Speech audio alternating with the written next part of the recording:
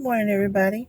Uber Lady Charlotte here, and I know I sound like a sexy transvestite right now because I just woke up and I had a late night last night. I went out to do Uber, and I met my goal, but before I met that goal, I was one person short. I only needed a $3.40 ride, so I'm like, all right, that's cool. I'll just keep it on until I get back to Uber Lady Mama's house. So I had did some running around here in my little town, and I pulled into the driveway of my mom's place, and I still had the app on, and I'm like, come on, I just need one ride to make my daily quota. So I pulled into the parking lot, put it in reverse, and then that's when I got a ping. Now we're talking about it's like what time was it? It had to be it was about 9:30 last night. So I said, okay, well, that's cool. It's only 6 minutes away. It's, my last ping for the night. Then when I come home, I'm going to work on my website. I'm almost done.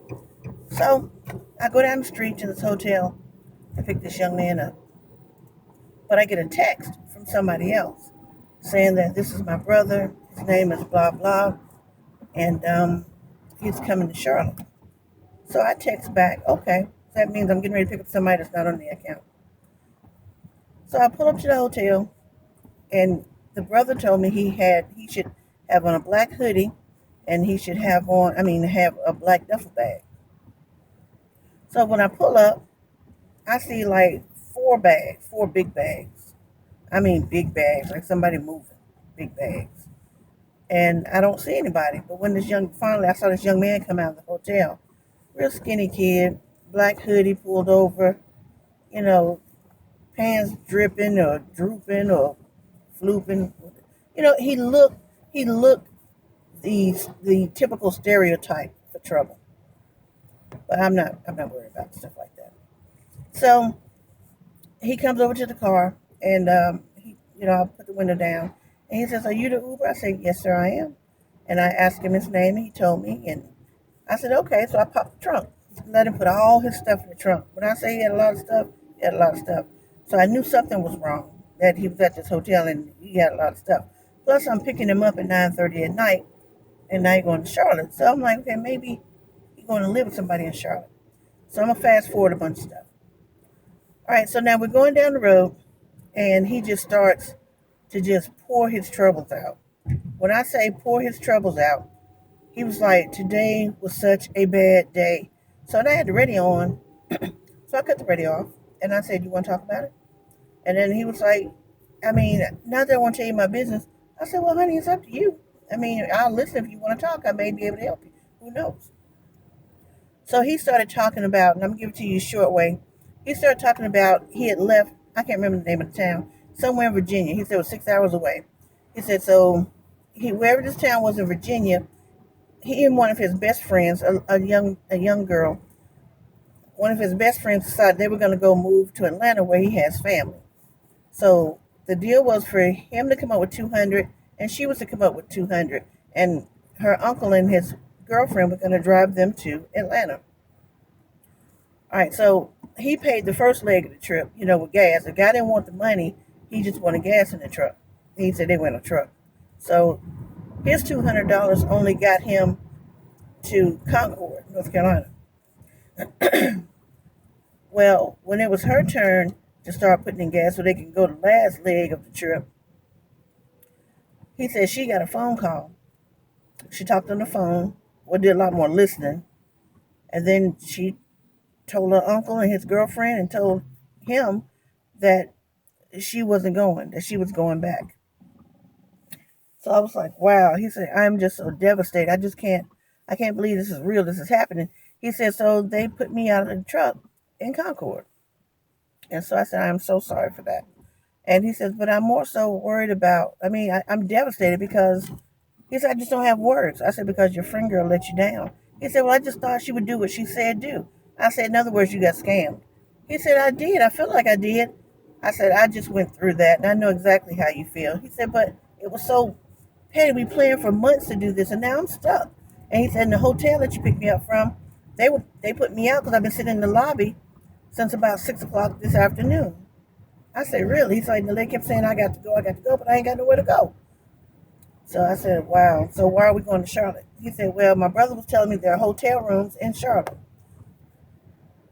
cheap ones. So he said, that's what I'm getting ready to go do. So I was taking him down there. And like I said, he looked like the stereotypical troublemaker. Because now this is the Continental Inn on Sugar Creek. Everybody know the hotels down on Sugar Creek. Motels, excuse me. They nasty. A lot of them are bed bug ridden. Because I read the reviews online. Especially when people come in, they want to stay somewhere. Um, it's nasty. So we go up to the Continental Inn, and I said, well, leave your bags in the trunk, and then you go in and see if they got a room, how much it is. He's like, yes, ma'am.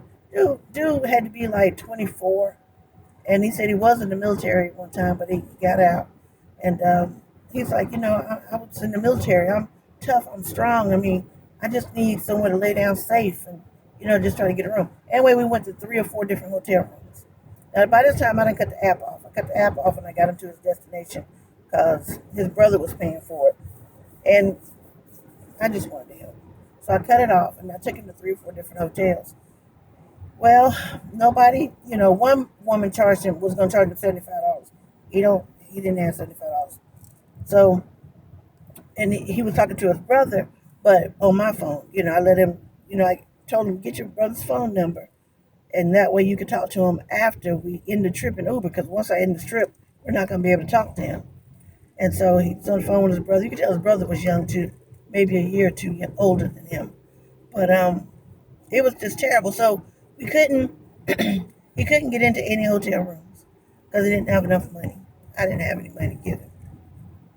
Or most likely if I did, I would have paid for the room.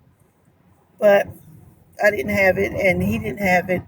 And then he needed to be off of South Boulevard, which is another 25-minute ride to get on the mega bus at 8:20 this morning. So let's just all pray that he just make it, because he's just in a bad way.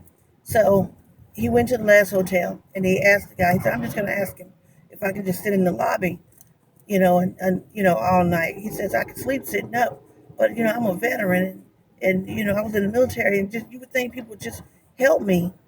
I said, baby, people don't just help people anymore. It's a rarity to find somebody that really wants to help you and just be there for you. I say, because so many people have been hurt, scammed, and taken advantage of. So now we're riding around on the side of town off of Sugar Creek at 85. And I said, you see all these young folk walking around here? You see all these homeless people, all these, young ladies and young men that are walking around in groups? He was like, yeah. He's like, what they doing? I said, they causing trouble. Some of them are prostituting. Some of them are selling drugs. I said, so no, they're not going to open their doors to help you around here, because this is a bad side of town. I said, and they have a business. So he was like, okay, I understand. All right, so that was the last hotel. He went in. They told him no, that he couldn't sit around in there, because he just wanted to keep his phone charged also until, in case his brother hits him back on, what was he doing? He needed Wi-Fi. So that's why he needed to be at a hotel and just sit in the lobby so he can talk to his brother all night, or in case his brother worked out something else for him. Because his brother then was trying to buy the ticket online. So that didn't work out. So when he came back to the car, I said, well, baby, I got a, I have a, what do you call it? An answer to your problem temporarily. I said, this last case, last resource, worst case scenario. I said, you may not like it, but I have done it back when I was younger. And he was like, well, what's that, ma'am? I said, well, sweetie, right next door to this hotel, there's a graveyard. There's a cemetery. I said, now, all these people walking around, that's the safest place you're going to be able to sleep, is over in the cemetery. He said, what? I said, I'm just telling you, because ain't nobody over there that can hurt you. All them people dead. I said, look, I've slept in a cemetery all night. So, I know what I'm talking about. Nobody wants to go to a cemetery at night. He said, I don't want to go to the cemetery at night. I said, but you're talking about being somewhere where you can be safe, where nobody's going to bother you. Because when I say this kid was skinny and tiny, he probably weighed 120 soaking wet. He was like he was smaller than Barney Fife from Indy Griffin, and he would definitely have been a victim because it was groups of young people walking around, and they walk around all night around there. So I said, well, okay. I said, you want to go look at it? And he was like, man, I can't sleep in the cemetery. I said, you can sleep closer to the front, right there at the edge of the cemetery. I said, with all your stuff. And he was like, I can't do that one. I said, okay, so I got another place for you. I said, well, I've done this too. I said, I can take you down here to Ebenezer Baptist Church, and we can find a spot on the property where you can go to sleep. I said, ain't nobody gonna come over to the church at night either. He was like, well, let's look at that. So we go over to the church, and I'm driving him around, and we're trying to scout and find something. And then I found a dumpster. The lid on the dumpster was flat back, so that automatically made like like a A-frame roof from the dumpster. And you know how the lid go all the way back? Well, it was cocked halfway back like that. So I said, this is what we're gonna do. I said, it's safe down here.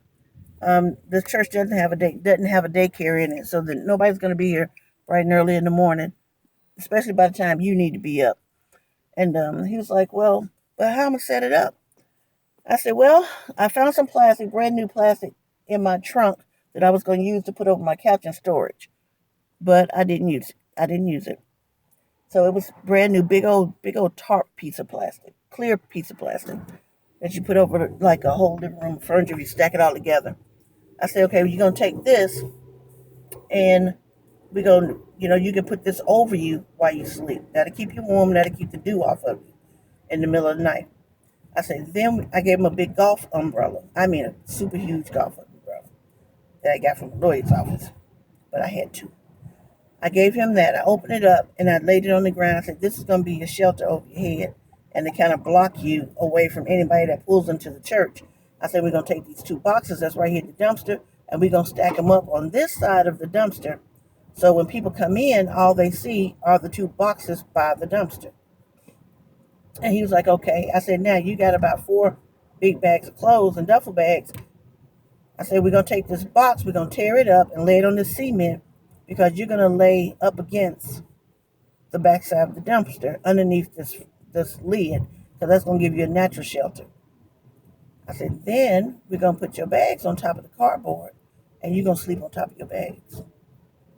So I helped him fix it up, and he's like, thank you, ma'am, so much. And he was like, but I need to charge my phone out because my brother's on call.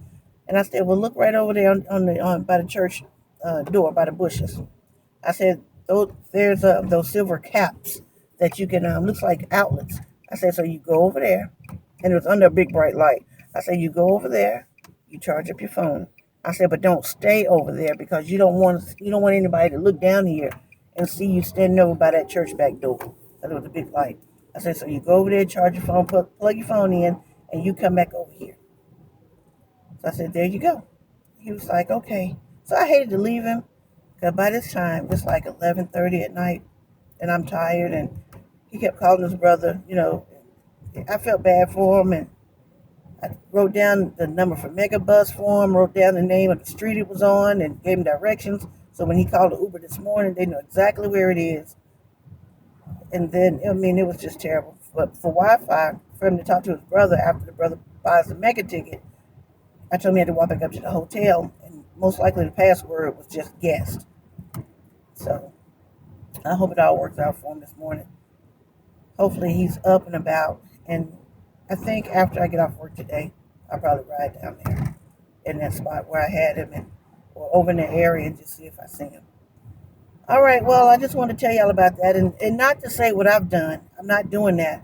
I'm just telling you what type of people we meet in Uber. He looked like the stereotypical troublemaking type, but he wasn't.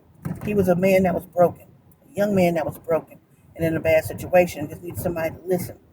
Um, and then I also want to say that we do carry a wide variety of passengers.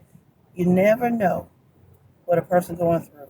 And remember, I told you when you ask people how they're doing, you look at them and ask them, and then they just pour the world out to you. Um, open your heart up sometime and listen to people. It you may be able to help them figure out something. You never know. All right, I'm going to go. I'm pulling into the job. Let me find my motivation. Bills are my motivation. All right. Love you guys. Bye.